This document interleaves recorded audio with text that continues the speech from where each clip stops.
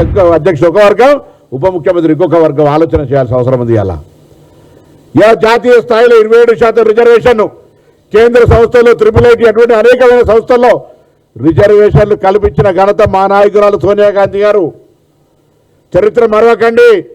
ఆనాడు తెలంగాణ మొత్తం దేశంలో బలైన వర్గాల ఎంపీలను నాయకత్వం వచ్చి హనుమంతరావు గారు మా పార్టీ నాయకత్వం దృష్టికి తీసుకొస్తే కోర్టు వ్యతిరేకించిన అర్జున్ సింగ్ గారు తదితర ఆనాటి నాయకత్వం ఇలా 27% రిజర్వేషన్ ఇచ్చిన అంశాన్ని మరవద్దనే మాట చెప్తా ఉన్నాం. కేంద్రంలో బీసీ పార్లమెంటరీ కమిటీ ఏర్పాటు చేసింది. నేను బీసీ పార్లమెంటరీ కమిటీ మెంబర్గా పనిచేసినాం. ఇలా నేను అడుగుతా ఉన్న బలహీన వర్గాల కొరకు బీఆర్ఎస్ పార్టీ బీజేపీ పార్టీ చేసిందేందో చెప్పండి.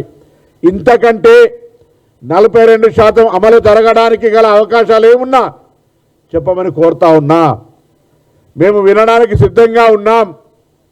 నేను మా ప్రభుత్వాన్ని ఒప్పించే బాధ్యత మాది. బలహీన వర్గాల మంత్రులుగా నాది, కొండా సురేఖక్క గారు, వాకిటి శ్రీహరి గారితో పాటుగా మా పార్టీ మా ప్రభుత్వాన్ని ఒప్పించి మెప్పించి తీసుకుపోగలుగుతాం. మార్గం చూపెట్టండి. మేము ప్రభుత్వంలో ఉన్నాం.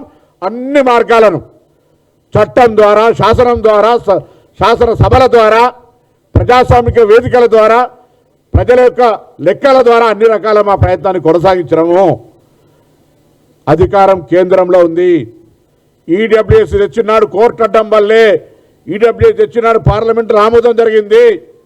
ఇవాళ ఈ అంశం వచ్చేటప్పటికు నాకైతే కనీసం అందాజు కూడా అందుతలేదు. భారతీయ జనతా పార్టీ అఖిల భారత బీసీసీల అధ్యక్షుడు లక్ష్మణ్ గారు ముసలి కన్నీరు గారుతో ఉన్నారు. మీకు నిజంగా చిత్తశుద్ధి, మీ డిఎన్ఏల బీజేపీ రక్తమైతే తెలంగాణ నుంచి వచ్చిన బిల్లులను ఆ షెడ్యూల్ 9లో కానీ లేదా పార్లమెంటు ద్వారా 50% ఓవర్ కావడానికి అధిగమించడానికి అనుమతించే విధంగా చూడండి. రాష్ట్రపతి గారితో ఆమోదింపజేయించండి. అది చేత కాదు. బండి సంజయ్ గారు, అరవింద్ కుమార్ గారు, ఈటల రాజేందర్ గారు, కృష్ణయ్య గారు మాట్లాడుతున్నారు. For BC, yes UR for BC. మీరైతే చట్టసభలో కూడా అడుగుతూ ఉన్నారు. అటువంటి సందర్భంలో తెలంగాణ ప్రజాపాలన ప్రభుత్వం 42% కొరకు తీసుకున్నటువంటి అంశం మీద మీ ప్రయత్నాన్ని చేసే ప్రయత్నం చేయండి. అవన్నీ ఏం చేయకుండా ఊరికేనే బట్టగాల్సి మీద వారేసి చేస్తే దయచేసి ప్రజలు కూడా ఆలోచన చేయాలి. ఇది గ్రామ పంచాయతీ ఎన్నికలు.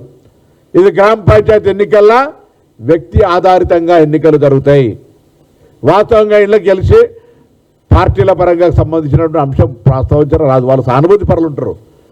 తప్పకుండా గతంలో ఉన్న లెక్కలు చూసుకుంటే కూడా 50% పైనే బలహీన వర్గాలు గెలిచారు. ఈసారి ఇంకా ఇంత పెద్ద ఉద్యుతమైనటువంటి ఉధృత ఉంది కాబట్టి ఇంకా ఎక్కువ శాతం రావాలని కోరుకుంటాను. ప్రజల